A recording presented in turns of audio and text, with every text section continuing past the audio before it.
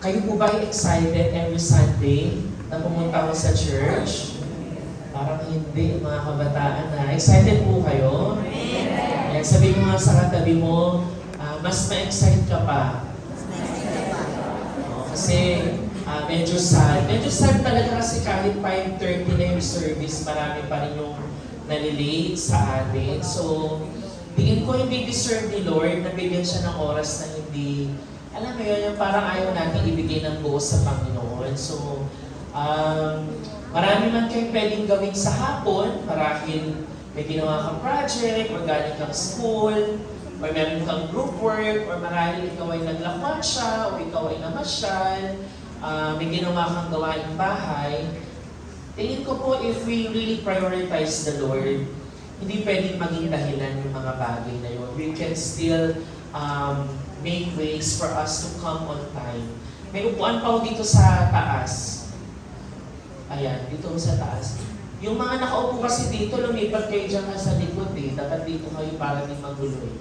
Ayan. Yung mga 99 natin kasi paglapad-lipatan. Doon ayaw yatang mapansin.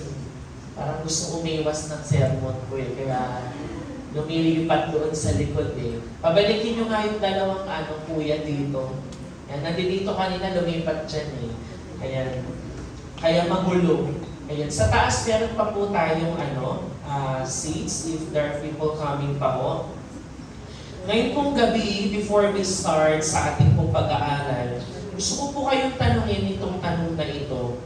Sa tingin niyo po mga kabataan, mga kapatid, ano sa tingin niyo yung pinaka nasusuway po na talata sa Biblia? What do you think is the most disobeyed verse in the Bible? Can you guess po? Hindi naman to yung pinaka-absolute, pero sa tingin po ninyo, ano pong verse sa Bible yung pinaka hindi nasusunod? Ibigin mo ang iyong kaaway.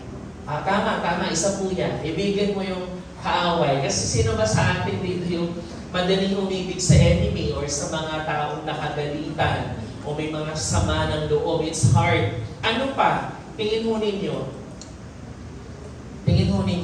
Ano kaya? Bigyan nga kayo ng verse. Sa tingin po ninyo, pinaka hindi nasusunod o nasusuway mo sa Bible na talata. What do you think po, mga kapatid? Walang yes? Tama. Thank you, Ate Iri, for participating. Ang tingin ko po na isa sa mga pinaka most disobeyed, tingin ko, or the most disobeyed verse in the Bible would be the one we sang a while ago. Now, Proverbs chapter 3, verse 5 to 6. Na pakibasa nga nating lahat, 1, 2, 3, go. Trust in the Lord with all your heart and lean not on your own understanding. In all your ways submit to Him and He will make your paths straight. Sabi dyan, magtiwala ka sa Panginoon ng buong puso at lubusan. Sabi, trust in the Lord with all your heart. Alam niyo po, yung pagtitiwala sa Panginoon, ba kinakanta natin kanina yan? And most of you here na nanggaling sa Sunday School, meron pa kayong action dyan, tama? Trust in the Lord, mga ganyan-ganyan. And even us, when we went to Cambodia last time sa mission trip namin, sinayong namin yan, trust in the Lord with all your heart. Tama na, sample, wala time. Mamaya magalit kayo pag overtime ako, di ba? Kaya ho, yung trust in the Lord, madali, mahirap, tingin ko po napaka-easy niyang sabihin, pero sa realidad, bagay na pinakamahirap gawin. Kasi sa totoo lang, it's easy for us to worry than to trust the Lord. Tama? O sino dito ang super Christian, hindi talaga nag-worry. Talagang trust kay Lord every time. Tingin ko wala sa atin dito yung super Christian na talagang kaya niya lahat, ipagkatiwala kay Lord. Maybe some of you here, mga estudyante, maybe some of you are worried instead of trusting the Lord, you're worried about your school, or kung ikaw ay isang, kung ikaw ay isang manggagawa, you're worried about your boss, or yung mga projects na dapat gawin sa kumpanya, or you're about to make a decision in life na napakalaki.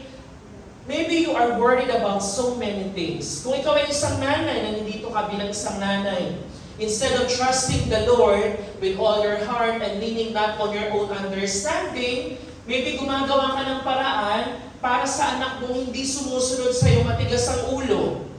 O ikaw man ay isang manggagawa, isang ministry worker, you feel like giving up your ministry because you're worrying about the things happening in the ministry. Napakadali pong mag-worry instead of trusting the Lord. Pero alam niyo po mga kapatid, our worries, yung ating mga pag-aalala, it reveals so much sa mga bagay na ating binavalue. And most of the times pa nga, yung mga bagay na wino-worry natin, yun yung area ng buhay natin na mahina tayo kay Lord. Halimbawa, nag-worry ka about finances. Maybe you haven't encountered the Lord who is providing us. Kaya nag-aalala ka every day, paano yung pambaon ko, paano ko kaya mapapakain yung aking pamilya. And this evening, gusto ko pong ibahagi sa inyo, ano po ba yung totoong kahulugan ng trust sa Biblia pag pinag-usapan ho natin yung salita ng Hebrew word niya, yung Hebrew word counterpart niya na most probably the nearest or the nearest meaning sa original po na kahulugan ng salita trust. And I want to give you 3 main meanings ng salita pong trust. Ang unang bagay, yung word po na, pakibasa nga, tsasa. Alam niyo pag sa Hebrew kasi, dinibig kasi yung H talaga, tsasa. Ganyan, may dahak po sila. Pag nag-pronounce ng H, yan, yung tsasa, hindi naman po ako expert po ng Hebrew, but in my study, yung salita pong tsasa, it's the meaning of tsasa is to lean or sumandal. Yan. To someone or something. For example po, if you are going for a hiking, bawa nagka-hike kayo or sige hindi kayo nakakarinig sa hiking kasi mga nabubuntukan. Let's say, nagja-jogging kayo ng grupo ninyo. You're jogging with your friends Saturday morning and suddenly na-spray mo yung ankle mo, natapilok ang ganun. Di ba mahirap maglakad pag natapilok tayo? Madali? Magyak naman kayo, para naman kayo manang pag-usap. Madali bang maglakad pag na-sprain ka or na-injure? Hindi, di ba? Kaya you need a friend na kailangan mong mag-lean on someone or to help you. And that moment, you lean on that person, nagtitiwala ka doon na sasamahan ka niya, pwede ka niyang maging gabay, or guide you, or help you para makauwi ka man lang ng maayos. That's trusting. You lean on someone or something. Or when you're someone, kapag ikaw ay pagod na, di ba usually tayo pag pagod na, you lean on something. Like, we do this, or you lean on the wall, o sumasandal ka on something para pagkatiwalaan mo yung pagod na meron ka. At yan po yung trust na makikita natin sa Psalm 18 verse 2, na sabi dyan, "The Lord is my rock and my fortress and my deliverer, my God, my strength." Kaya ang sabi niya dyan, "In whom I will trust." Kasi kilala ng salmista na ang Panginoon, ito na naman tayo sa italicize, Kuya Anset. Yung mga gawa na namang naka-italicize, ewan ko anong sumpa ng font na yan nag-italicize bigla. Sa laptop ko hindi siya nag-italicize. Sabi dyan, "The Lord is my rock." Siya ang aking bato, yung aking, ano nga yung fortress sa Tagalog? Kanlungan. Yan, kanlungan. And then siya yung aking deliverer. Siya ang aking Diyos, ang aking kalakasan. That's why I will lean on Him. Susundan natin, guys. So, pangalawang bagay naman, pangalawang Hebrew term, yan, ano po inaayos sila ngayon, kaya dito magana, ay yung salitang betash. Sabi nga, betash. Yan, yung betash naman po, ang kahulugan naman po niya is to cling, kumapit, or to feel secure, or to feel confident about something. Yung pinakamalapit po yung to cling, yung salitang betash, in a Hebrew word, it means to cling. Nakita na po kayo ng isang melon? Nakita na kayo ng melon? Tama? O sige, grapes na lang. Para gumanon na kay grapes. Ubas. Nakita niyo ubas? Di si Joseph ubas. Yung ubas na nakakain. Nakita niyo yung ubas, di ba? How does it look like sa vine niya? Pag di pa pinipitas. Anong kausap? Ano nakikita niyo sa ubas? Kapag nasa vine pa lang, nakatanim ba yun? Root crops ba yung vine? Ano? Nakasabit siya, di ba? Nakasabit. So yung ubas, o sabihin natin yung melon, yung mga ganong klaseng prutas, they cling to the vine.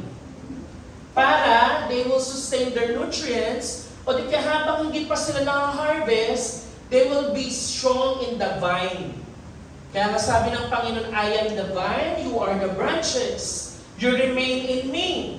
And that's the same word na ginamit din po sa Psalm 56 verse 4. Nang sabi doon, in God, I will praise His word. In God, I have put my trust. I will not fear what flesh can do unto me. Sabi dyan, ang Panginoon, pupurihin kita dahil sa iyo ako nagtitiwala, hindi ako matatakot. Yun yung pagtitiwala that you cling to the Lord. Kumakapit ka sa Kanya. Iba po mga kapatid, may mga panahon na parang wala ka nang makapitan.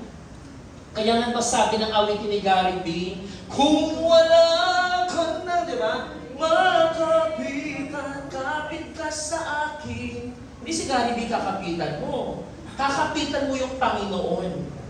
And that's trust. You cling to the one who is able to keep you secure and to make you confident. Pangatlo, sabi nyo nga, aman. Yung aman naman, what's the word nearest to it? Yung madalas yung sinasabing word. Amen. Diba? Yung aman is actually the verb form of amen. Yung amen is you agree. Tama? Yung ama naman, ang ibig sabihin niya, to be firm or faithful or established. Kaya yun yung naniniwala ka na magiging matatag ako, mananatili ako dyan. Tulad mo ng halimbawa ko sa mga nagka-camping, mga halimbawa ko, hindi masyado relatable sa inyo. Yung mga nagka-camping, if you tried camping, may tent kayo, di ba? O sabihin na lang bahay-bahayan para nakarelate kayo. Nagbahay-bahayan na kayo ng bata kayo? Hindi din, mga rich kid kayo. Kami nagbahay-bahayan gamit ang mga kumot, ganyan. Tapos gagawa ka ng paraan para yung iyong tabing ay masecure. May kakapitan siya. At alam mo natin, yung Panginoon lamang, yung ating Diyos, that we can be established, we can be firm sa Kanya, dahil alam po natin, siya po yung Diyos na may kayang gawin ang lahat ng bagay. And that's the word used in Micah chapter 7 verse 5. Yung salitang trust dyan, sabi ni Propeta Micah, huwag kang magtiwala sa neighbor mo. Huwag kang mag-put ng confidence in a friend. Kaya no matter how many friends you have, ang dami mo nga kaibigan, pero ang tanong, can you be firm? Can you be established sa kaibigan na yan? Kaya sabi ni Propeta Micah, sa pagkakatiwalaan mo lang, walang iba kundi ang Panginoon. Kaya itong tatlong Hebrew words na to, these words define the meaning of trust in the Bible. Nasusundan mga kabataan? Hirap nyo kaubusan.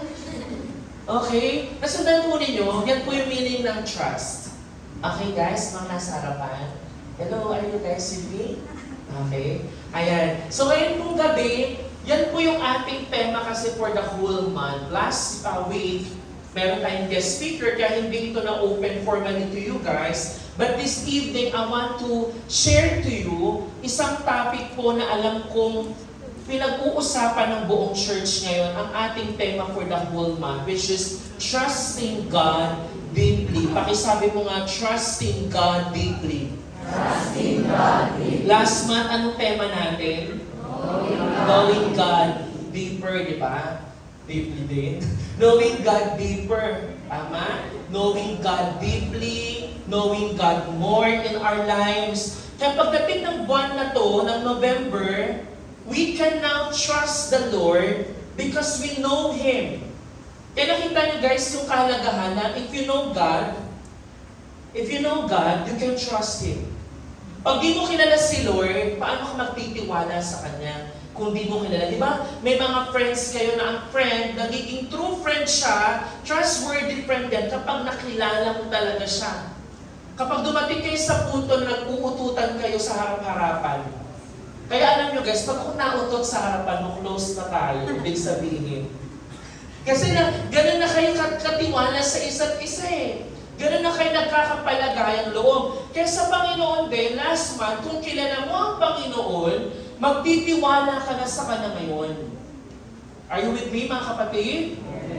Kaya ngayong gabi po, gusto kong basahin natin sa inyo yung ating pag-aaralan po sa unang Samuel chapter 1, ang storya po ni Hannah. Have you heard of the story of Hannah in the Bible? Ayan, panigurado marahil sa inyo, hindi si Hannah Comedyo, kalabit ni si Hannah Comedyo, nanahimik siya eh. Ayan, yung si Hannah in the Bible, especially for the women here, mga kababaihan na nandito, maybe you can relate more to her, hindi dahil na nag-asawa na siya o nabuntis siya o nanganak, but as a woman, back in that society, ang mga kababaihan during that time na ang society po hindi sila pinapahalagahan, ang Diyos kumikilos pa rin po sa kanila. And I want to read to you verse 12 to 20 lang kasi medyo mahaba. Pero please join me sa pagbabasa. Sa Tagalog lang po ngayon. 1, 2, 3, go. Habang nananalangin si Ana, ang bibig niya ay pinagmamasdan ng Eli. Gumagalaw ang kanyang mga labi, ngunit hindi naririnig ang kanyang bibig sapagkat siya'y nananalangin lamang sa sarili. Dahil dito, inakala ng Eli na siya'y lasing. Kaya lumapit ito at sinabi sa kanya, tama na yung paglalasing mo. Tigilan mo na ang pagtinom ng alak at magpakatinom ka na. Hindi po ako lasing, sagot ni Ana. Hindi po ako tumitikim ng alak. Ang damdamin ko po ay naghihirap at idinudulo ko kay Yahweh ang aking kalagayan. Huwag po sana ninyong isipin na ang inyong lingkod ay masamang babae. Ipinapahayag ko lamang ang matinding paghihirap ng aking damdamin. Dahil dito, sinabi ni Eli, ipinatag mo ang iyong sarili at umuwi ka na. Ang Diyos ng Israel ang tutugon sa iyong kahilingan. Sumagot si Ana, magkakatuwa ko sana ang inyong sinabi tungkol sa akin. Pagkasabi niyon, bumalik sa kanilang tinutuluyan at kumaling wala na ang bigat ng kanyang kalooban. Kinabukasan, maagang-maaga silang sumamba kay Yahweh at pagkatapos ay umuwi na sa Rama. Sinipingan ni Elkanah si Ana at dininig ni Yahweh ang dalangin nito. Nagbuntis siya at dumating ang araw na siya'y nagsilang ng isang sanggol na lalaki. Samuel ang ipinangalan niya dito sapagkat ang sabi niya, hiningi ko siya kay Yahweh. Tayo po'y saglit pong manalangin. Aming Ama, maraming salamat po sa pagkakabasa ng iyong pong mga salita. We pray, Lord, that your Holy Spirit will open our hearts, open our minds, Lord, and open our ears, Lord, upang mapakinggan namin kayo. At tunay po, Panginoon, makatanggap kami ng mensahe mula sa inyo. Nang sa gayon, Lord, tulad ng aming tema for this month, we really want to trust you, Lord, deeply sa buhay po namin. Kung paano kami nagtitiwala before sa inyo, Lord, sa pamamagitan ng iyong salita, ay mas lalo mapalakas at mapatatag ang aming pagtitiwala sa inyo. Kayo, Panginoon, ang manitaas at maging sentro ng aming pag-aaral. Panginoon, alisin mo sa aming kalagitnaan anumang uri ng distraction na gusto kaming ilayo sa inyo, na gustong hadlangan yung aming pakikipagtagpo sa inyo, Panginoon Jesus. Salamat po, ito po ang aming panalangin sa pangalan ni Kristo Jesus. Amen and amen. So just to give you a background po mga kapatid, si Hannah, or sa Tagalog po ay Ana, ay isa po siyang babae in the Bible na dumaan po siya sa napakaraming adversity in her life, napakaraming paghihirap. Pero naging Hannah siya sa Biblia na tinuturo niyo sa Sunday school or napag-aralan niyo, isang naging halimbawa sa panampalataya dahil sa kanyang walang humpay na pagtitiwala sa Panginoon. Yung kanyang steadfastness in seeking the Lord. Ngayon, pag tinignan mo natin, bakit si Hannah ay Hannah? Pag tinignan mo natin sa naunang verse in 1 Samuel chapter 1, sabi sa pagkakapaliwanag sa kanya, sabi dyan, sa Ramataim Zophim, sabi dyan, isang bayan sa kabululan ng Ephraim, ay may nakatirang lalaki na nagngangalang, anong pangalan? Elkanah. Siya'y anak ni Jeroham at apo ni Elihu, na mula sa sambayan ni Tohu at mula sa angkan ni Zuf na Efrateo. Yan yung sabi sa verse 1. Pagdating ng verse 2, nilarawan kung anong meron kay Hannah or kay Anna. Si Elkanah daw, dalawa ang kanyang asawa. Hindi, no? Dalawa yung asawa ni Elkanah, si Hannah, si Anna, at saka si Penina. At may mga anak si Penina, si Hannah naman ay wala. Ngayon, base sa mga commentaries na aking nabasa, most probably daw, si Elkanah daw, una niyang napangasawa itong si Penina. Pero dahil sa panahon na yon, isang malaking pride, kung ngayon prideful ang mga tatay pag walang anak, sa kanilang panahon lalo at kultura, na panahon lalo ng Old Testament, ang tanging kagustuhan ng mga tatay, ng mga patriarchs, ay mapalawak ang kanilang lahi. Kaya nga nung time na yun, hindi yung pagdami ng asawa, hindi siya tulad ng pagdami ng asawa context these days. Nung time na yon, okay sa kanilang magmaraming asawa kasi ang kanilang goal ay maparami yung lahi, masundan yung lineage nila. Naintindihan po natin? Ngayon, dahil si Elkanah, sabi ngayon, si Penina, si Anna, ay walang anak sa kanya. Ngayon, kumuha siya ngayon ng panibago pang asawa.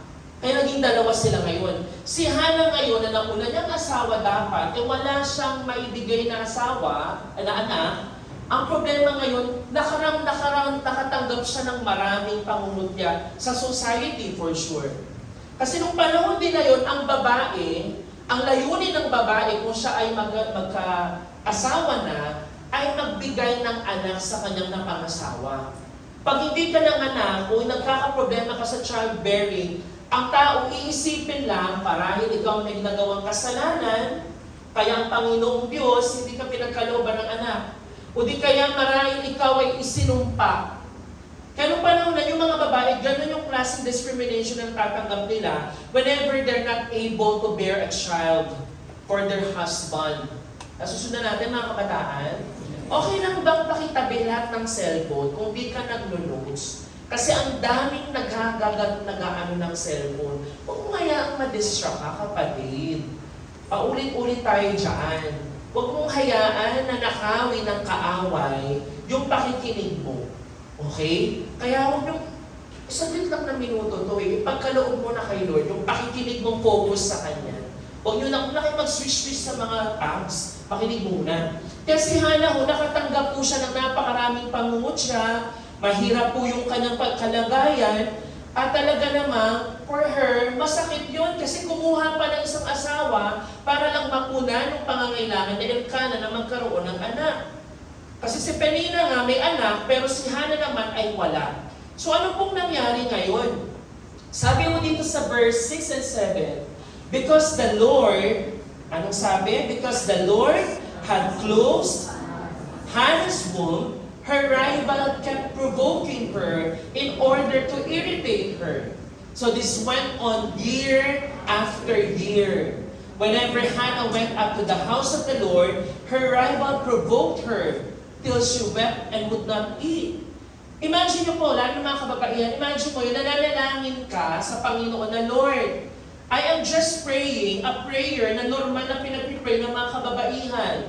Na Lord, I want a baby. I want a child. Lord, just give me a baby. Just give me a child. And year after, alam nyo, when I was meditating on this word, these words struck to me. Yung year after year, naranasan nyo na ba yung magtiis ng taon-taon? And you've been asking the Lord year after year? Nandiyan po kayo mga kabataan? Na meron ba kayong panalangin na taon-taon, kahit sabi mo na kay Lord, this year 2023, Lord, this is my prayer. Lord, I'm praying for my family. Lord, I'm praying for my sickness. Sana gumaling ito. Lord, I'm praying for my depression. Sobra akong tinotorture ng aking nararanasan. Year after year, that is your prayer request. And Hannah, That is her prayer request. Year after year, yung kanyang nararanasan, pupuntahan siya ng kanyang rival, yung kalibal niya, aasarin siya, oh, may baby ako, ikaw wala. Ganon. Iinisin ka. Kukutsyain ka. And pinuprovoke siya para iritahin talaga siya. Hanggang sa punto, sabi dyan, her rival provoked her. Ano gagawin niya? Hanggang siya ay iiyak na lamang at hindi siya makakain dahil sa kapighatian niya.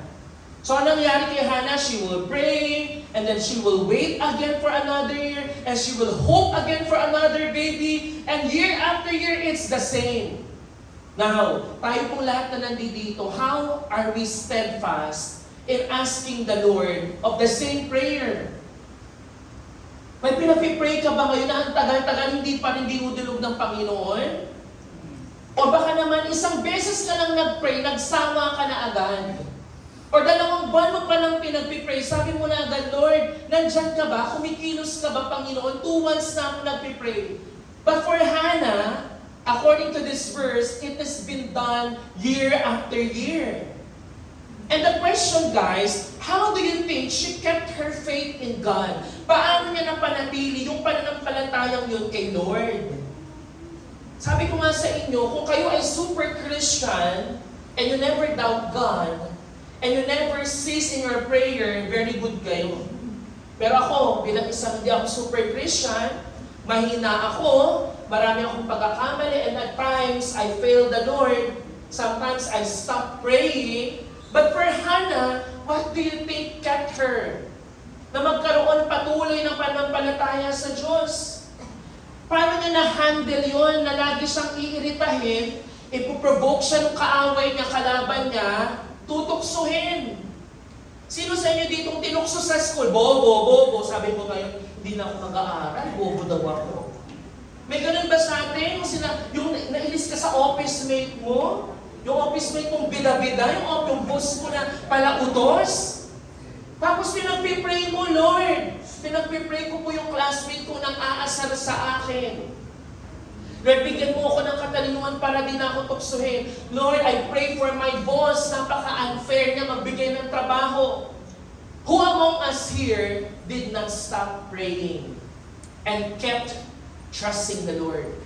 Kay Hannah, ganun ang nangyari. Kaya I want you to take note of the word year after year. Paano niya na-handle yun? When God seemed unfair, si Hannah po, alam niyo po, tingin ko ang nangyari kay Hannah, she already pre-decided to trust in God. I mean, pre na P-R-E. Nagdesisyon na siya agad na, I will trust the Lord no matter what. Alam niyo po yung nagtitiwala ka sa Panginoon kahit yung resulta hindi mo pa nakikita. Yun po yung pagtitiwalang totoo kay Lord eh. Kasi yung trust natin kay Lord, guys, if you're with me, yung trust natin kay Lord, hindi siya napapalakas in good times. Uulitin ko po. Yung pagtitiwala kay Lord, hindi napapalakas sa panahong madali at komportable ang bagay. Trusting in the Lord is strengthened during trials and hard times. Kasi po, pag madali yung panahon, okay yung sitwasyon na nasa harapan mo, wala kang problema, you never trust God, you trust yourself. Because it's easy. Napakadali magtrabaho, napakadali mag-aral, napakadali magpatuloy sa faith, pag napakadali lang. Pag walang paghihirap. But for Hannah, Hannah became Hannah in the Bible because of the trials na meron siya. Dahil sa hirap na kanyang pinagdaanan, at dahil sa gitna ng paghihirap na yon, she decided to still trust God. At matindi pa dyan, tingnan niyo yung kaya side note lang to, verse 8. Tingnan yung verse 8. Kayo mga lalaki din. Tingnan nyo to Her husband Elkanah, asawa na niya to would say to her, umiiyak si Hannah, wala akong anak. Pupunta ngayon si Elkanah, uy, ba't ka ba umiiyak? Hindi pa ba ako sapat? Diba? Yung kung ikaw man lalaki, pupunta ka sa asawa mo, magiging asawa mo man, wala pa naman maraming asawa dito, halos lahat ay single pa. Pupunta ka, sabihin mo, ba't ka ba umiiyak? Ang weak mo naman. Hindi pa ba ako sapat, mahal? Pinaprovoke pa na, sabi niya siya, why are you weeping? Ba't ka umiyak? Siguro kung si Hana, gagawin si Hana. Ano sinasabi mo? Hindi ka ba nakakaramdam? Manhid ka talaga. Sabi ngayon siguro ni Hana. Sabi ng tanong ni Elkanah, why are you downhearted? Don't I mean more to you than 10 sons? Di ba pag sa babae, hindi mo yan, hindi makakarelate yung lalaki sa napagdadaanan, wala akong anak. Pero itong si Elkanah na lalo pang nagpapabigat ng kalooban, manhid yan yung dumb. Na talagang wala mo siyang pakiramdam, nakadagdag pa sa sakit ni Hana sa kanyang nararamdaman. So these things guys na nangyayari kay Hana, paano niya ito na paglalabanan?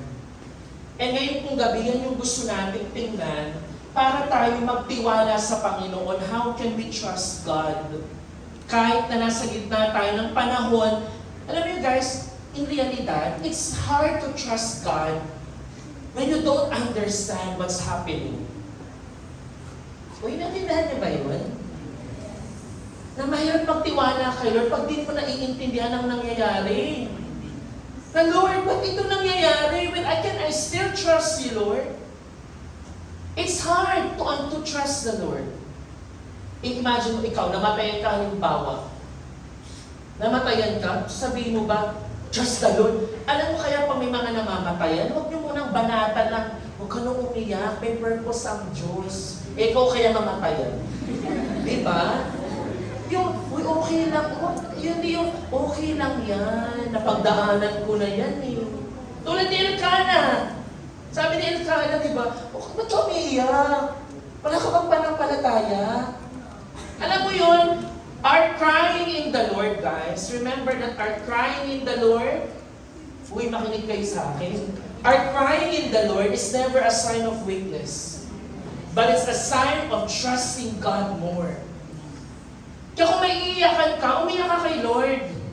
Kaya sabi kasi ng mga kabataan, may problema ka sa pamilya, may problema ka sa ganito, huwag ka kung kanino nagsasabi. Makipag-usap ka muna kay Lord, umiyak ka sa Kanya.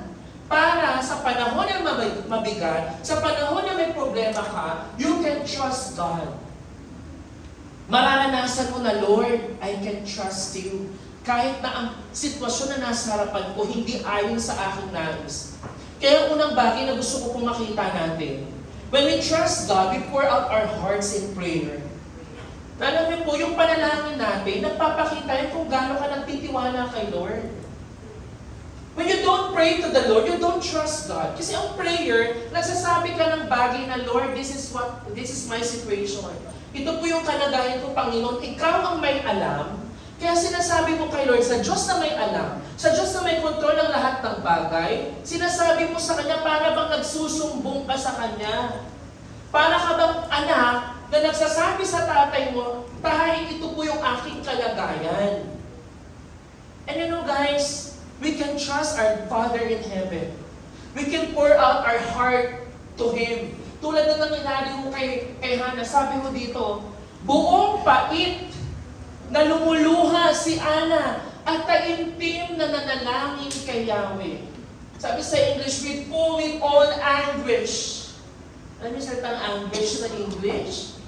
Na talagang buong kapighatian, buong kapaitan siyang lumuluha ng taimtim na nananalangin kay Yahweh. At ano po yung panalangin niya? Yahweh, Diyos na makapangyarihan sa lahat, kung papakinggan ninyo ang inyong abang lingkod at inyong pong kahahabagan, kung hindi ninyo ako pababayaan, sa halip ay pagkakalooban ng isang anak na lalaki, tingnan niyo po yung trust ni Hana kay Lord. Ihahandog ko siya sa inyo at habang buhay na siya'y nakalaan sa inyo. Yung pagpapakita mo pa lang na, Lord, if this will happen to me, this is my declaration, I will offer my son to you. Sino sa atin ang kayang gawin niya? Na wala pa namang binibigay pero sabi mo, Lord, mabigyan mo lang ako ng katalinuhan, ng karunungan, Lord, iaalay ko yan sa inyo.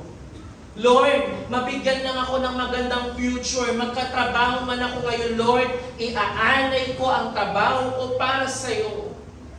Lord, magkapamilya man ako ngayon, Lord, ang pamilya ko, iaanay ko din sa paglilingkod para sa iyo.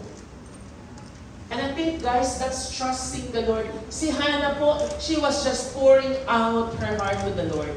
Kaya makikita natin, dyan yung persistence in prayer po ni Hannah. Talaga ho, siya po'y nagpatuloy. Siya po'y sumisigaw sa Panginoon. Kaya sabi dyan, God calls for us to persistently pray for strength, wisdom, and petition our requests with consistency. Sabi mo nga, consistency. Ang tanong kasi guys, consistent ka ba? Yun kasi ang problema natin. Pwede tayong mabilis sa umpisa, magaling tayong sumigaw kay Lord sa umpisa, pero kapag nabuhusan ka na ng mga kabigatan, binombard ka na ng mga burdens, tukso, ng mga challenges, we stop in the middle. Kaya sabi dyan, when things are not going to plan, or the outcome is not what we would like, our nature bilang mga tao, it's easy for us to stop praying. And minsan pa nga naniniwala tayo that, Lord, maybe you abandoned me. Dami na umiinom, mukhang nakakaya naman sa nagsasalita sa harapan. Eh sabi mo dyan, it's easy to stop praying. Or minsan pa nga we believe, Lord, bakit nandiyan ka pa ba? Guys, may ganun ba kayong karanasan? Na minsan na-question mo ang Panginoon, Lord, nandiyan ka ba talaga? Lord, are you there? Talaga bang kumikilos ka, Panginoon? Pero kay Hannah, guys, she was persistent in prayer. At ang matindi pa dyan, sabi mo ng verse 12 and 13, habang nananalangin si Hannah, ang bibig niya yung pinagmamasdan ni Eli. Sabi dito, gumagalaw ang kanyang mga labi, ngunit hindi naririnig ang kanyang tinig, sapagkat siya'y nananalangin lamang sa sarili. And minsan kapag nagpipray tayo, may mga hadlang sa paligid. Sabi dyan, dahil dito, inakala ni Eli na siya'y lasing. Alam mo yun siguro, ano kaya itsura ni Hannah habang nagpipray na pagkakamalan siyang lasing? Sabi dito, kaya lumapit ito at sinabi sa kanya, tama na yung paglalasing. Uy, naglalasing ka ba? Inom ng inom to. Tigilan mo ng pag-inom ng alak, magpakatino ka na. Ang ibig sabihin nito guys, there are times kapag consistent ka kay Lord, yung kaaway, tutoksuin ka, aasarin ka, uy, pinagagawa mo, ba't ka nag-ministry? Adik ka ba? Abnormal ba kayo? Ba't kayo pinagagawa ninyo? Na may mga tao minsan i-discourage ka, tatanungin ka, questionin ka, sasabihan kang lasing ka ba? Sasabihan ka ng kung ano-ano, pero ang tanong sa atin, magpapatuloy ka pa ba? And you know the attitude of Hannah, sabi dito sa sumunod na verse, sabi niya, hindi po ako lasing. Alam niya, hindi siya nakipag-away. Ano sinasabing lasing, ha? Gusto makita ng tunay na lasing? Siguro, pag tayo yun, di ba? Susugurin mo. Sabi niya dyan, hindi po ako tumitikim ng alak. Oh. Siyempre, wala sa ating ganyan. Lahat kayo nakatikim.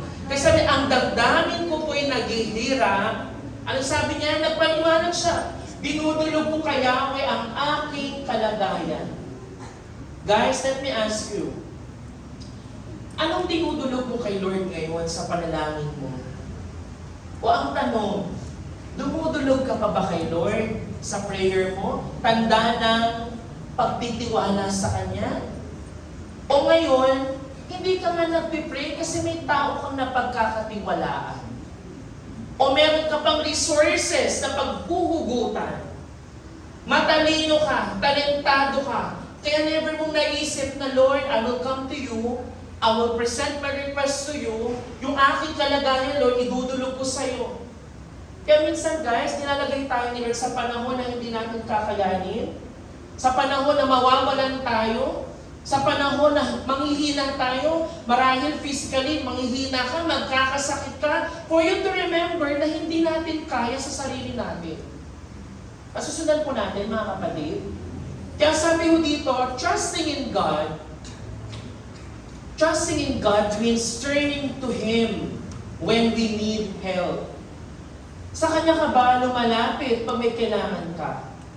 Honestly speaking, real talk tayo, kayo ka lumalapit kung may kailangan ka. Unang-unang naiisip, ay, nagpi-prayer fasting po ako. Uy, galing naman. Pero madalas, di ba, una natin naisip, we go to a friend, you call a close friend, makipag-meet ka sa SB para malabas mo yung iyong sa loobin, or you just simply talk to many people. Pero yung pagtitiwala kay Lord, trusting, sabi ko nga sa umpisa pa lang, kaya ako binigyan ng 3 meaning ng trust, is for you to remember na ang tunay na pagtitiwala kay Lord, lumalapit ka sa Kanya, humihingi ka ng tulong. We turn to Him and when we need help. Kasi po, pag nanghingi tayo ng tulong sa Kanya, pagpapakita na, Lord, sa'yo lang ako nagtitiwala. Naalala niyo po sa panahon po ni Abraham at ni Sarah, pamilaro kayo sa story ni Sarah at ni Abraham na hindi sila nagkaanak ng matagal na panahon. And they've been praying for it. And naalala niyo po sa chapter 18, pag naanto kayo, tumayo kayo, babatuin po kayo ng pointer eh. Ministry worker, inaanto ka, tumayo ka, nagpipray ka na ngayon. Kaya sabi ko dito ng chapter 18, verse 13 to 15. Naalala niyo may 3 men na bimusita. Hindi natin sure kung sino yung 3 men na yan, pero we know that they're sent by God. Nasabi dyan, dumating yung 3 lalaki, nag-uusap sila with Abraham na magkakaanak si Sarah. So si Sarah naman, nakikirinig siya doon sa tent, natatawa siya, ay, magkakaanak daw ako. Mabig ganun. Natawa kasi, paano posible yan? Masyonda na ako. Wala naman akong kakayahang magkaanak. Ginawa na nga namin lahat eh. Naghagar Ishmael na nga ang nangyari. Ang nangyari, sabi ng Panginoon, bakit natawa si Sarah? At nagsabi kung kailan pa siya tumanda, saka siya nagkakaanak, tanong ni Yahweh kay Abraham. Meron bang hindi kayang gawin si Yahweh? Sabi ni Yahweh kay Abraham, tulad ng sinabi ko, babalik ako sa 1 taon at pagbalik ko'y may anak na siya. Dahil sa takot, nagkaila si Sarah at ang wika niya, hindi po ako tumawa. Alam niyo yan, nagsisinungaling pa eh. Tumawa naman talaga siya. Ngunit sinabi niya, huwag ka nang magkaila, talagang tumawa ka. Ngayon, anong makikita natin sa nangyari ito kay Sarah? Ng Panginoon, if you don't trust the Lord will confront your unbelief to Him. Si Lord sasabihin sa'yo, hoy, ba't ka tumatawa? Di ba may ganong time, sasabihin sa'yo, John Hardy, kaya mo yan next grading, magtatap ka, gaganto. Kaya mo ba yan? Ibubunga ko sa man. Di ba? Tapos sabihin sa'yo, next year, mag-aasawa ka na. Sabihin, pangit nga ako, paano mag-aasawa? Tatawanan mo si Lord. Nasabihin, magiging worship leader ka na next year. Ay, paano? Sintonado nga ako eh. Alam niyo yun, sometimes we can laugh at God. Bakit tumatawa? Tanong ng Panginoon kay Sarah, bakit ka tumatawa? Yung pagtawa niya, tanda ng hindi ako nagtitiwala kayang gawin ni Lord. Kaya sabi ng Panginoon, ano ang hindi kayang gawin ni Lord? Kaya sabi ng Panginoon, He confronts our unbelief. Yung Panginoon, He confronted Sarah para ma-face niya yung kasalanan, yung unbelief. Kasi guys, kasalanan yun. Yung hindi mo pagtitiwala kay Lord na kaya niya, na walang mahirap sa Kanya, yun yung tinatawag natin, trust in the Lord with all your heart and lean not on your own understanding. Because in the understanding of Sarah, it's not possible. Tama? Sa edad na yun, huy, menopause ka na girl. Paano ka magkakaanak? It's impossible. Sa isip ng tao, if you lean on your own understanding, it's impossible. But, sa kakayahan ng Panginoon, walang imposible sa Kanya. Wala bang amen? Yes. Sa Panginoon, walang imposible. Sa isip natin, hindi mo kaya. Sa sarili mong kaalaman, hindi posible. Paano, Lord? Tatawanan mo. Matatawa ka. Diba? Kaya sabi ng Panginoon, why did Sarah laugh? He wanted Abraham and Sarah to think about that question. So ang tanong, ang sagot ho dyan, Sarah laughed because she didn't believe the Lord. Hindi niya pinaniniwalaan ng Panginoon. Pero alam natin later in the story, Hebrews chapter 11 confirmed na because of the belief now ni Sarah, nagkatotoo yung gusto ng Diyos for them to have Isaac in their life. Kaya mga kapatid, sabi ng isa kong commentator, na tingin kong napakaganda, may isa pong babae, one woman, came up to the famous Bible teacher na si Campbell Morgan. At nagtanong, sabi niya, Dr. Morgan, ano dapat natin ipag-pray? Should we pray about the little things in our lives? Or only the big things? Mag-pray pa ba natin yung maliliit na bagay? O yung malalaking bagay na lang ipag-pray? Napakaganda ng sagot ni Dr. Morgan. Anong sagot po niya? Dr. Morgan drew up and said, Madam, can you think of anything in your life that is big to God? Ayun talagang nasa harap, pangit yung kausap. Hindi mo lang kayo mag-amen. Nariintindihan niyo po ba yan? Sabi ng Panginoon, mag-isip ka nga ng bagay na malaki kay Lord. Ibig sabihin, walang mahirap sa Panginoon. Walang malaki sa atin, di ba? Shucks, ang hirap, ang kapit problema. Ikaw, pero kay Lord, uy, ba't ka nagtataranta? Maliit lang sa akin yan. Walang malaki sa akin. Walang mahirap sa akin. Hirap pa, pasayahin ng dito medyo madali pasayahin. Ito na lang nga ako. Next time, guys, ha? Okay, sabi ko dito. So muna sabi nga ng Psalm, ano sabi ng Psalm? Blessed is the one who trusts in the Lord, who does not look to the proud, to those who turn aside to false gods. Alam niyo po, ang sabi ng Psalmista, saan ba ako hahanap ng tulong? Kasi trusting in God is a choice to turn to Him in prayer when we need help. At alam natin that God will bring us great blessing. Kasi alam din ng Panginoon na ang tendency nating mga tao, magtiwala at saan tayo mag-turn? We turn to our accomplishments, we turn to people, we turn to our emotion, yung desire natin, yung opinion ng kapwa natin, maging sa religious behavior mo. Yung tingin mong kaya mo kasi nagdo-donwatch ka, nagkakamali ka. Hindi mo kaya porket nasa ministry ka. Our religious behavior can deceive you. Akala mo strong ka kasi nasa church ka? Joseph, hindi ka strong. Hindi porket pastor ka, kaya mo. Hindi porket magagawa ka ng iglesia, kaya mo. Kaya kailangan mo lumapit kay Lord. And sabi dyan, you trust in the Lord because true blessing comes to those who trust in Him. At hindi nag-turn ang side sa false gods. Ano ba yung mga false gods na yan? Yun. Yung sa accomplishment mo, akala mo porket nakakuha ka ng mataas na grade ng unang grading, ngayon kaya mo pa rin, kaya never ka nag-pray. The Lord, bigyan mo karunungan. Lord, bobo ko sa pagre-report. Lord, ang marunong mo man ng thesis. Alam mo sa sarili mo na hindi mo yung pagkakatiwalaan. Kaya po tandaan natin, tulad ho ni Hannah, magpatuloy ho tayo sa ating pananalangin. Basic na kalooban ng Panginoon. Makikita natin yung unang Thessalonica. Pakibasa nga ng lahat ng gising. Alam nyo, basic na yan, yung verse na yan. Sabi dyan, you pray continually. And praying to God, it means you continue to trust God.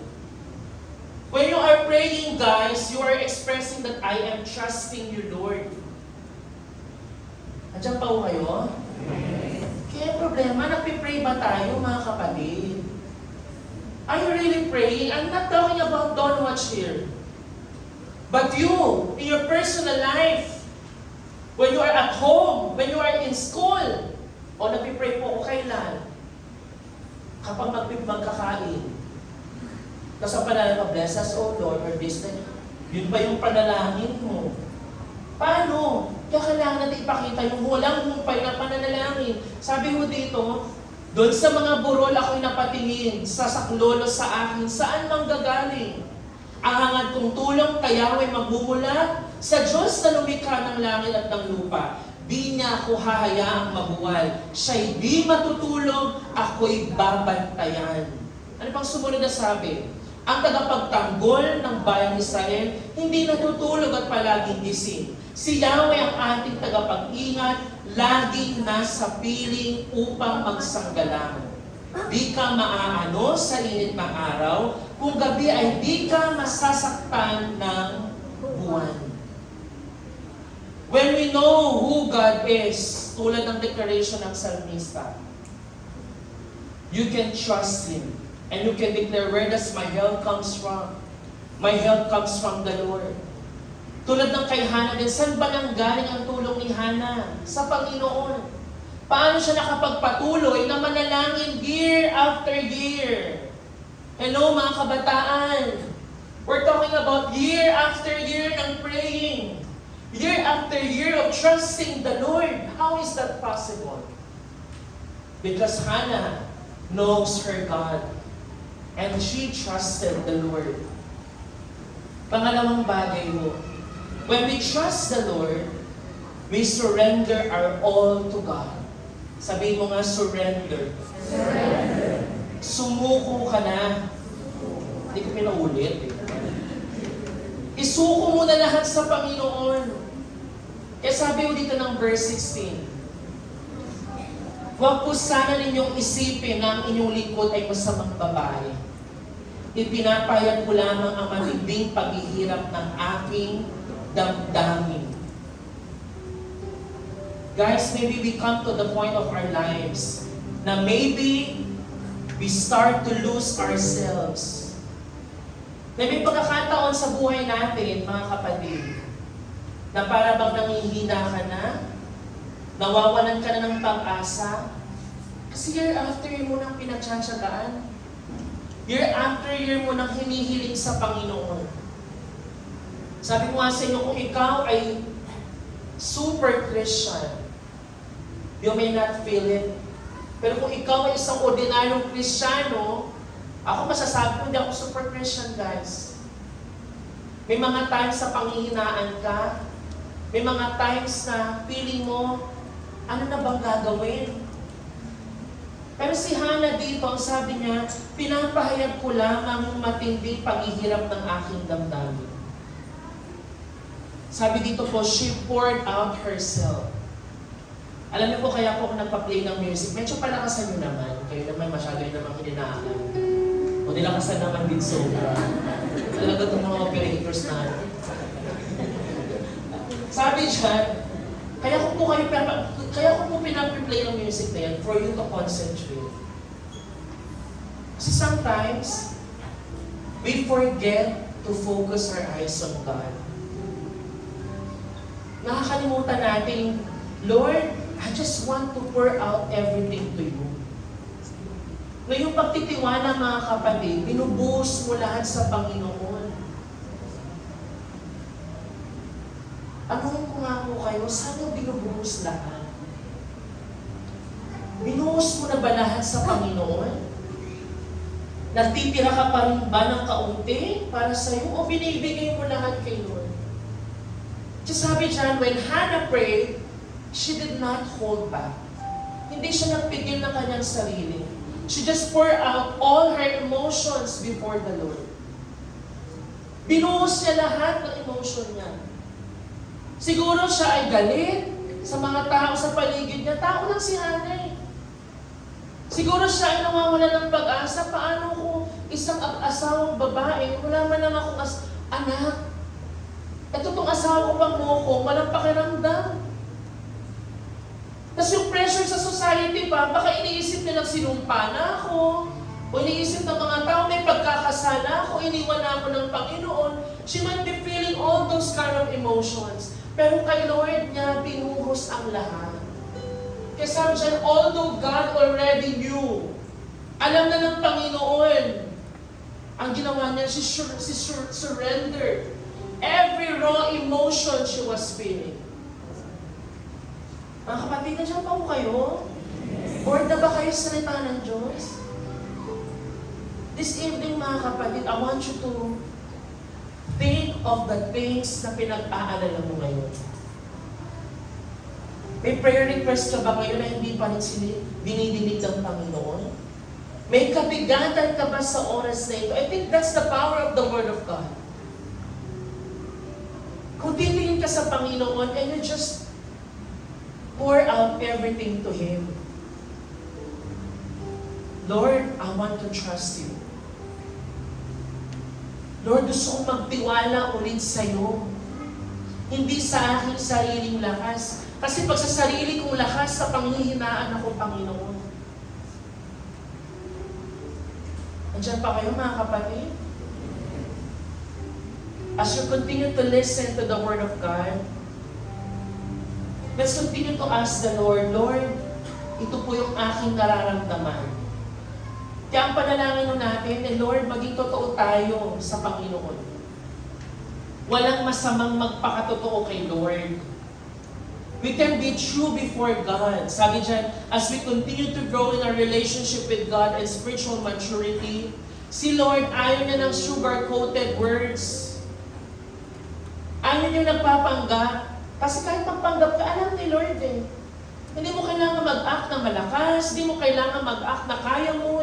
If you can't, and if you don't have the power to do it, you can just be true before the Lord. Sabi dyan, at times we may believe that God cannot handle the weight of our situation. However, in our greatest seasons of strife or despair, ang gusto ng Panginoon, we draw close to Him. Dahil ang Panginoon, guys, walang emosyon na hindi niya kayang pasanin. Di ba tayo minsan pag sa tao mangiilang ka pa parang, actually hindi ko gusto i-open sa'yo kasi alam ko may pinagdadaanan ka na eh. Ayaw ko makadagdag sa bigat mo. Pero ang Panginoon, guys, kaya niyang yakapin lahat ng yan. Kaya niyang yakapin all the emotions that you have right now. Kaya niyang pasanin anumang bigat meron ka ngayon. Kaya niyang tulungan ka anumang panalangin meron ka ngayon sa Kanya. What we need to do, just like Hannah, we poured out ourselves to Him. Kasi alam natin, sabi niya sa salita mo niya, my flesh and my heart may fail, but God is the strength of my heart and my portion forever. Alam din ng Diyos that we can fail. Yung ating lakas, yung ating puso, pero alam natin na ang kalakasan ng ating puso ay ang Panginoon. That God is the strength of our hearts and our portion. Yun po yung great love ng Panginoon sa atin. That the love of God is so great, it can cover all our fears.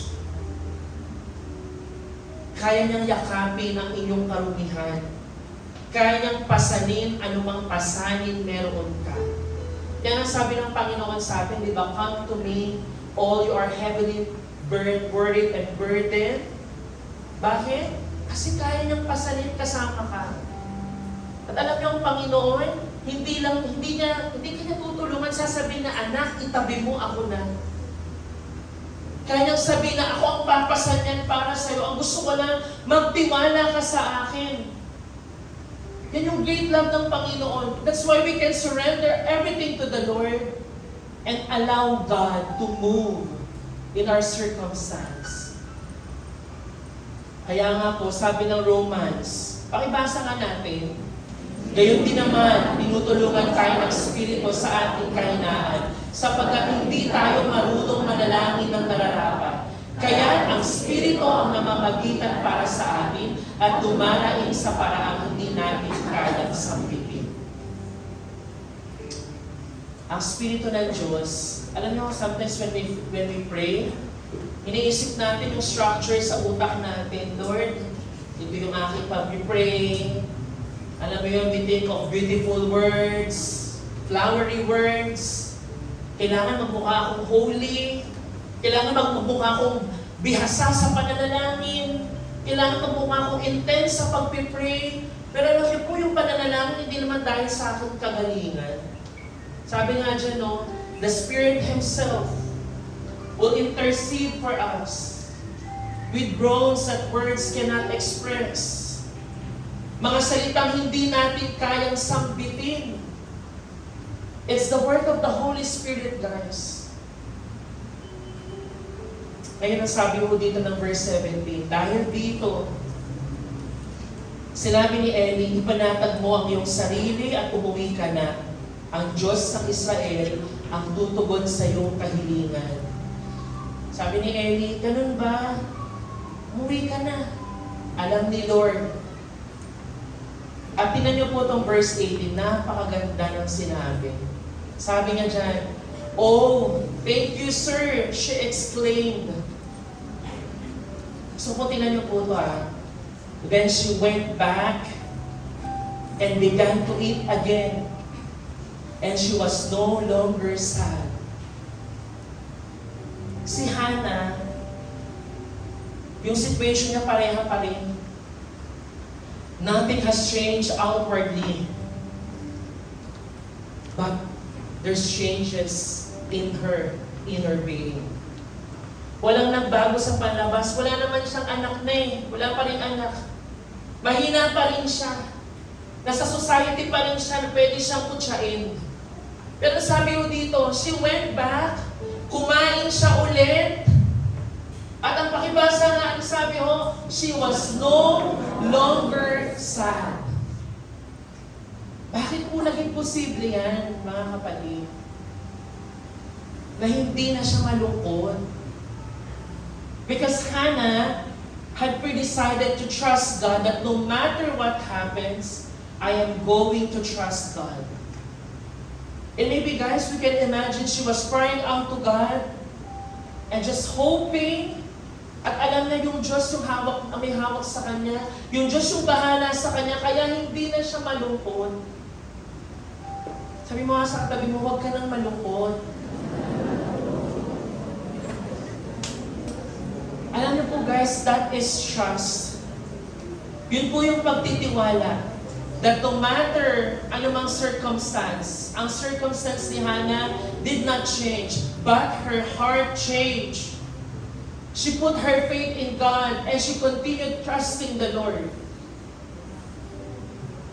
Mga kabataan, as you're listening to this sermon, wala akong ibang gustong sabihin sa inyo kundi magtiwala ka lang patuloy kay Lord. Na sa pag-uwi mo ngayong gabi, ayoko nang makakita ng notes na parang wala kang pag-asa. Na parang wala kang natutunan sa preaching. That after you leave this place, you will continue to trust God. And we will declare, Lord, I am no longer sad. That, Lord, I will go back to my normal diet. Kakain na ako, Lord. Makakakain na ako. At hindi na ako magiging malungkot. Bakit? Kasi ang pinagmumulan ng kanyang kagalakan, walang iba kundi ang Panginoon. At yung panampalataya niya sa Diyos, na kaya ko siyang hawakan hanggang sa dulo. And the next verse for me, guys, is a verse that while I was studying yesterday and last night, until this morning as I was reviewing, I couldn't help but I became very emotional as I was reading this. Sabi dyan, the entire family, sumunod na verse na, got up early the next morning and went to worship the Lord once more. Pakibasa nyo ngayon naka-highlight, to worship the Lord once more. Uulitin ko po guys. Hannah went back, hindi na siya sad. The following morning, they went up together with the family and they worshiped the Lord once more. Alam nyo guys why this one became impactful to me? The past few days for me have been so heavy, mabigat, to the point that I want to give up the ministry. I wanted to quit. Gusto ko sabihin na, Lord, pagod na po ako, Lord. Walang nagbabago, Lord. Or parang walang nangyayari. I've been praying the same prayer every day, every month, every year for our youth ministry. And sabi sa akin ng Panginoon, bakit ka titigil? Kaya sabi, nung nabasa ko to, ako yung unang tinuruan ng Panginoon. The past few days was so heavy, na parang sabi ko, Lord, I want to give up. Sabi ko sa 99, ayaw ko na sa inyo. Gusto ko na ng ibang leader para sa inyo. And all the pressure, wala daw kwentang leader. Hindi ka effective na leader. Walang nangyayari sa ministry mo. Sabi ko sa Panginoon, Lord, ayoko na. Hindi ko na kaya, Lord.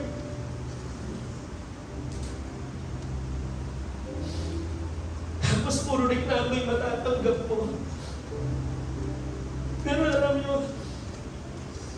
Friday evening, I had this headache. Sobrang sakit ng ulo ko. Dahil sa stress mula Wednesday, Thursday, wala pang tulog dahil sa library. And sabi ko habang naghihintay, paano kung magli-lead ng worship night, hindi naman ako okay ngayon, physically, pati emotionally, Lord, hindi ako okay, spiritually, Lord, parang wala. Pero alam niyo, paano nangusap si Lord? That night, bago magsimula yung upper room, nawala yung sakit ng ulo ko, nawala yung migraine ko, and I needed to fight everything that I was feeling. I needed to fight that negative emotion. For me, to worship the Lord once more. Para sambahin ulit si Lord. Kaya kayo mga kabataan, anumang situation na meron ka ngayon, this is my situation. Bilang isang lingkod ng Panginoon. And kayo din, you can have your own situation. Magkakaiba tayo ng sitwasyon. Pero I want you to remember that we can worship the Lord once more. Despite of any situation na meron ka ngayon, kung magtitiwala ka kay Lord, babalik ka sa Kanya, you can find another joy. Alam niyo po, when things, alam niyo itong expression na to, that they worship the Lord once more, ito po yung profound expression ng pananampalataya. Again, guys, nothing outwardly has changed.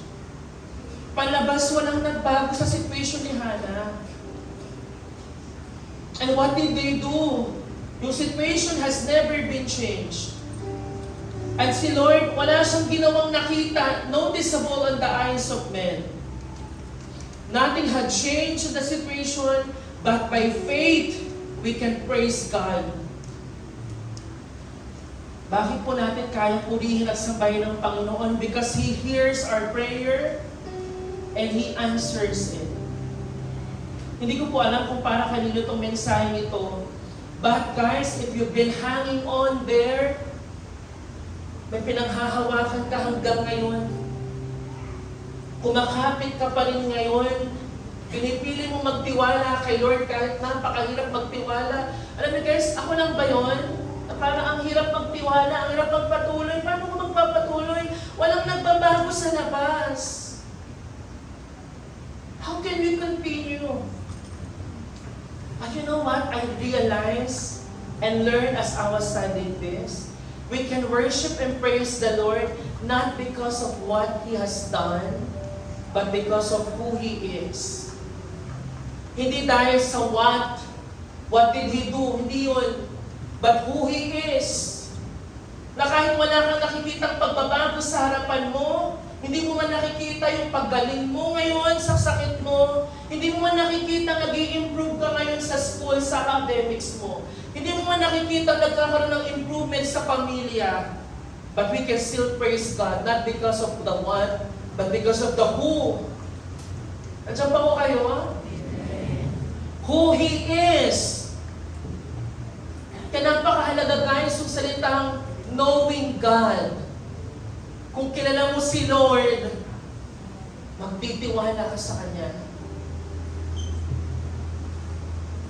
Kaya sabi ko dito, we are not worshiping Him for just what you see. We are worshiping Him for what He says. Amen? Not because of what we see. Kaya sabi sa awitin natin kanina, we live by faith and not by sight, Lord. I live by faith, Lord, that I will worship You, not because of the things that I can see in front of my eyes, but for what You said. Ano bang sinasabi mo sa akin, Panginoon? True trust in God involves holding onto His goodness even when His answers are delayed. Delayed ba yung answer ni Lord? Wala pa rin. Trusting Him means believing na siya ay mabuti and that His timing is perfect even when we can see the outcome yet. And that faith allows us to experience peace before we see the promise fulfilled. Ayun po yung pagtitiwala kay Lord. Si Hannah po, hindi naman niya nakita si Samuel sa harapan niya. Wala pa. Pero she kept on trusting Him. Because she knows na Lord, Your plan is perfect. Na Lord, You will answer my prayer in Your perfect timing, Lord. Mga kapatid, tulad nung nangyari ko sa Daniel chapter 3, alam niyo yun? Even in the midst of persecution, magtitiwala ka pa rin. Sabi dyan, Shadrach, Meshach, and Abednego replied, O Nebuchadnezzar, kasi pinapabow down sila sa estatwa, we do not need to defend ourselves before You. Sabi sa kahit yan ang parusa, if we're going to be thrown into the blazing furnace, yung Diyos na kilala namin, we trust in Him, na kaya na kaming iligtas. He's able to save us. He will rescue us from Your power, Your majesty. Pero ito po yung tinatawag na trust, mga kapatid. Look at this, sabi dyan. But even if He doesn't, the Lord, kahit hindi kami iligtas ng Diyos na to sa apoy, we will make it clear to You, King Nebuchadnezzar, Your majesty, that we will never serve Your gods or worship the gold statue You have set up. Nandiyan ba kayo, guys? Amen. Ang sabi mo dito, even if He doesn't, Lord, kahit hindi mo sagutin, Lord, kahit walang pagbabago sa harapan, kahit Lord, patuloy akong maghirap ngayon, kahit hindi mawala, Lord, kahit hindi mo ibigay yung katugunan, I will continue to worship You, Lord. Eh yung declaration nilang tatlo, kaya ano sabi mo dito ngayon? Nangyari na ang lahat. Ang nangyari ho, niligtas sila ng Panginoon. Nakita na may kasama silang isa doon. Tapos sila naging apat. Ngayon nangyari din, Nebuchadnezzar said, Praise be to the God of Shadrach, Meshach, and Abednego, who has sent His angel and rescued His servants. Anong sabi? They trusted in Him and defied the king's command, and they were willing to give up their lives. Tinitinan nyo pa ba yung verse? Gusto nyo nang umuwi? Sabi dyan, they are willing to give up their lives rather than serve or worship any God except their own God with a capital G. Guys, ilang beses ka na nag-compromise para lang ma-fit in? Ilang beses ka na bang tumayo sa katotohanan mo na Lord, I will trust You kahit nang katumbas nito, yung I'm willing to give up my life rather than worship other God. Rather than mawala ako sa iyo, Panginoon, I will keep on trusting You, Lord. Ang ibang tao po magpapatunay niyan. And lastly, we celebrate God's faithfulness when He answers. Alam niyo po, at the end of the very, very tiring and weary journey ni Hannah of waiting, praying, trusting, sabi ko dito ngayon ng verse 19, ulitin ko po yung verse 19, the entire family got up early the next morning and went to worship the Lord once more. Then they returned home to Ramah. When Elkanah slept with Hannah, ito okay na silang mag-asawa kanina, nabuburyong na si Hannah kay Elkanah eh. Pero si Hannah, she slept with Elkanah, and the Lord remembered her plea. And in verse 20, I want you to take note of this. And in due time. Alam niyo kung due time? Sa takdang panahon, sa oras na nilaan ng Diyos, she gave birth to a son. Palakpakan niyo nga ang Panginoon. And she named him Samuel, for she said, I asked the Lord for him. Alam niyo po, kung matagal kang naghihintay sa panalangin, but you still keep on trusting the Lord, remember, in due time, God will answer your prayer. Amen. Amen. In due time, God will give you what you are asking for. Yang sabi dyan, pinangalanan niyang Samuel. Nang pangalan pong Samuel means heard by God. Now whenever Hannah will speak the name Samuel, that will remind her of God's faithfulness. Tuwing maririnig niya Samuel, she will be reminded kung gaano yung hirap na pinagdaanan niya, makuha lang itong si Samuel na kanyang pinanalangin. Na Lord, galing ito sa iyo.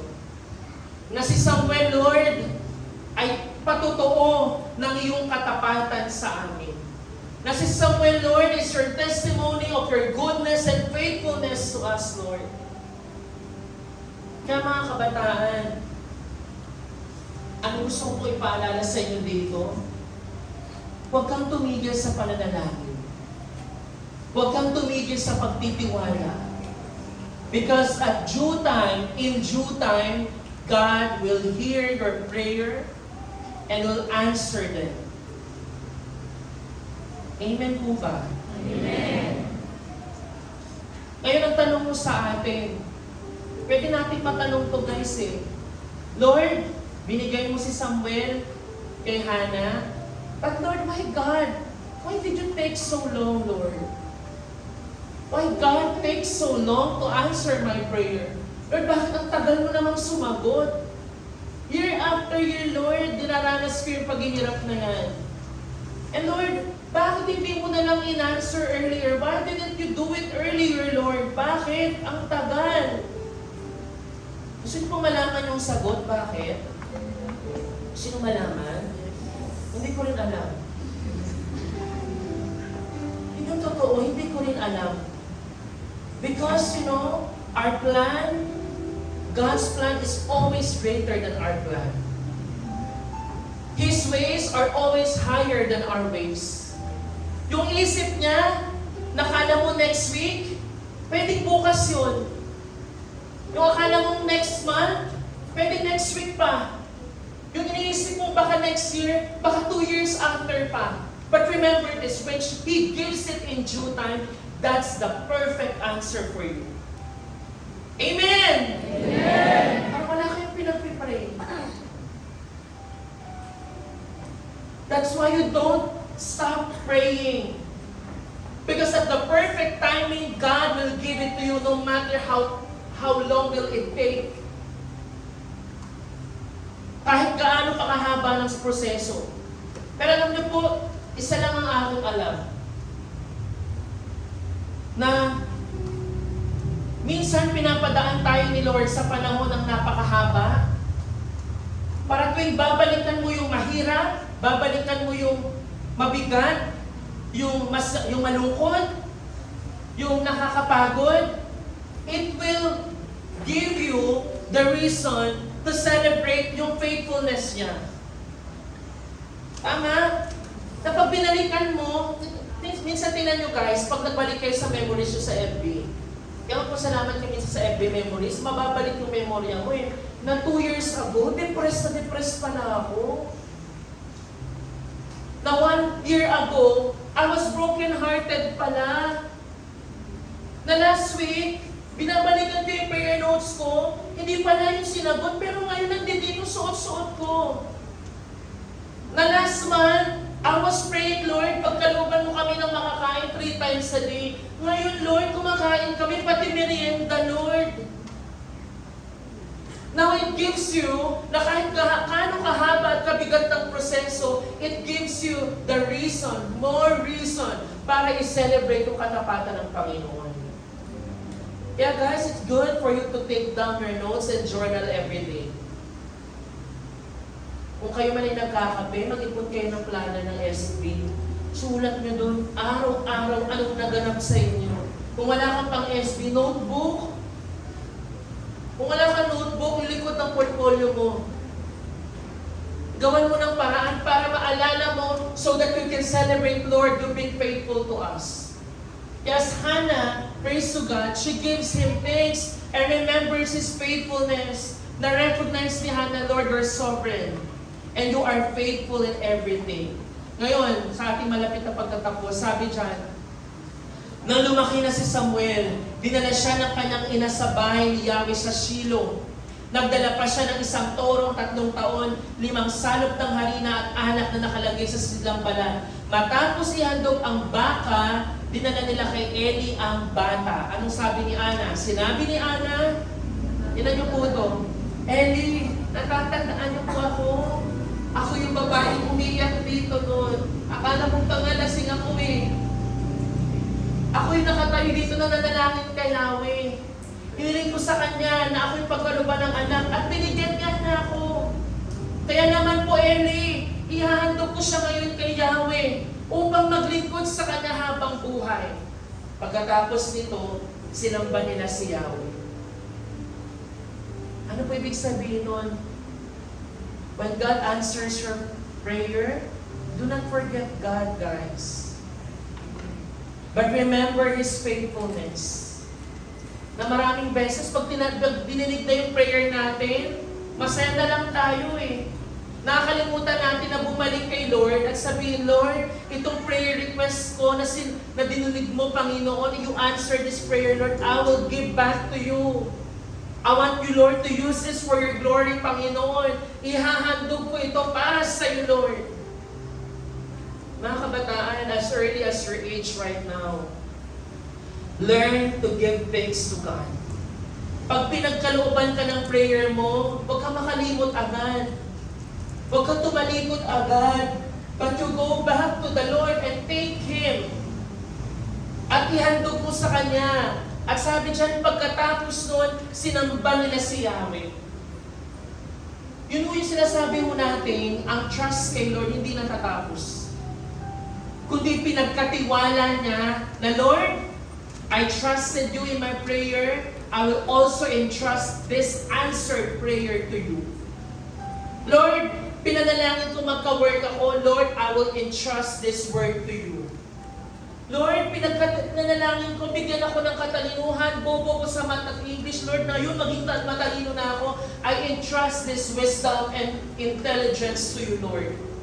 Lord, hindi ako marunong tumugtog, hindi ako marunong kumanta, but now you've given me this talent, I discovered this talent, Lord. Use this so that I can worship you, Lord. That's how you celebrate faithfulness of God.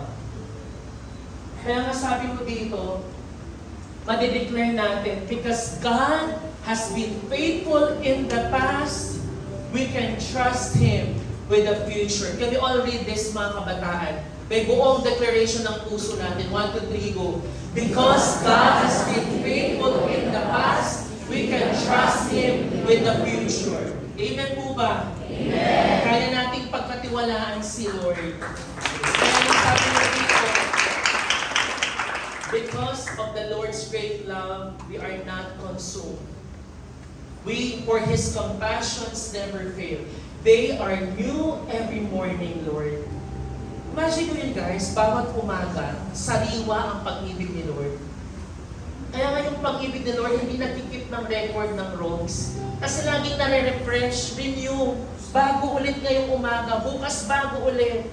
Pag-ising mo bukas, bago ulit yung pag-ibig niya. Yung faithfulness niya sa'yo, it's always new every morning. Kaya ho, makikita mo natin na what happened to Samuel. si Samuel, look at this guys, because of Hannah's trust, God gave her Samuel. And Samuel, when you studied about it, Samuel was used by God in a mighty way. Si Samuel po, he interceded on behalf of God's people. Ginamit siya para makiusap kay Lord, manalangin para sa lipi ng Israel. And bukod saan, he became a judge over Israel. Ginamit mo siya bilang isang judge sa Israel. And he established a school of prophets. Alam mo yun, yung panalangin ni Hannah, hindi na wala ng saysay, hindi na sayang. It was all worth it. Ang paghihintay, Lord, worth it. Kasi si Samuel, na binigay mo sa akin, heard by God, is used by you, Lord. Kasi inalay ko siya sa'yo. At ano pang nangyari? He anointed David as king of Israel, if you know the story. And bukod dyan, higit sa lahat, yung David's lineage, the lineage of David, led to the birth of Jesus Christ. Guys, alam mo, dapat tumayo ang balahibo mo dyan. Na Hannah's prayer, napakahaba man ng proseso, mabigat, mahirap ang pinagdaanan, but ang bunga niyan, ito. Because she did not stop trusting God. Kaya mga kapatid, tanungin mo nga yung sarili ngayon. I want you to ask this to yourself, even to myself. If you don't stop trusting God, what do you think God might do in you? Alam niyo guys, ang na-realize ko as I was studying this, before God do something for you, He does something in you. Katagalo, bago ka pagkalooban ni Lord ng something, kumikilos muna siya sa loob mo. Are you guys still with me?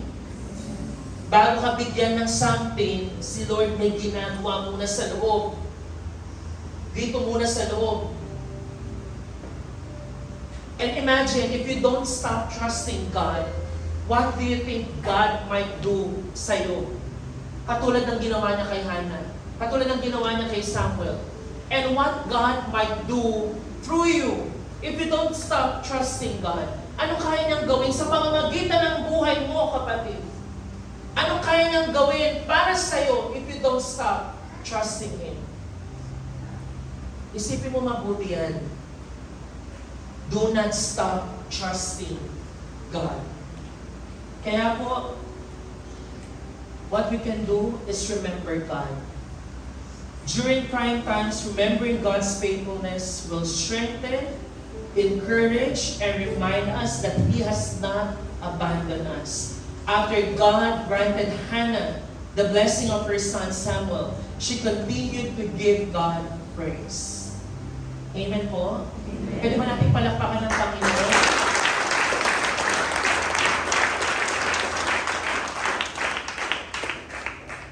Sabi ko pagkatapos, can I invite our worship team? Sabi ko dito sa ating conclusion, Hannah's story is a powerful one of strength, courage, persistent prayer, and unwavering commitment to trust God. Despite her challenges, feelings ng rejection and abandonment, she did not stop trusting. She trusted when she was unsure if she would never have children. And she trusted when God blessed her with a son. Tayo po tayong lahat, mga kapatid. As we are listening to the background music this time, pwede pakilakasan ng background music natin. Before we sing, I just want every one of us right now, can we all bow down our heads? I request, wala munang magsisiya, wala munang iinom.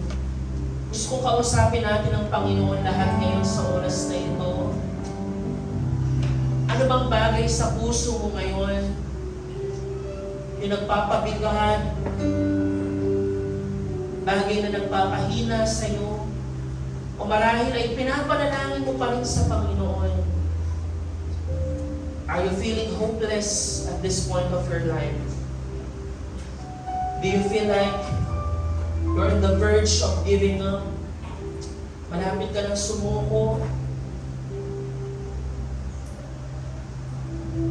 Why don't you come to the Lord again and put your trust in Him?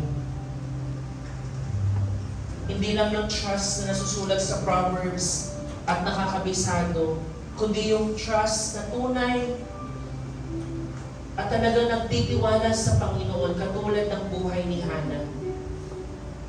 We can trust God hindi dahil nakikita natin yung resulta sa harapan natin, but because kilala natin kung sino ang Panginoon ang pinagkakatiwalaan natin. Sa oras na ito, let's all pray to the Lord. Kung meron ka man yan ngayon, pray to the Lord.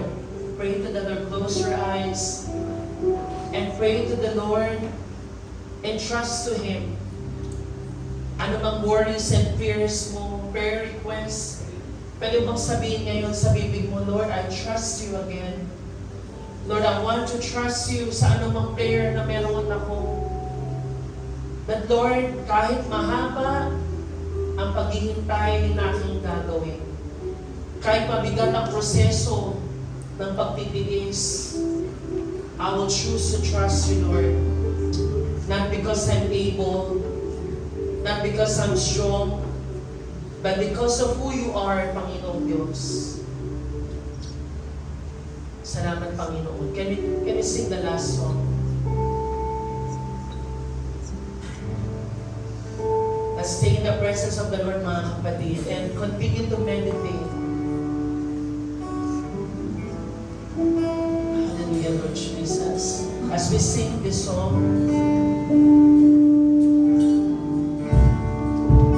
let's continue to trust the Lord. That in Christ alone we place our trust in Him. Hallelujah, Lord Jesus. In thy glory, no, I could find myself in us one. For I've been blessed beyond measure, and by His strength alone am I overcome.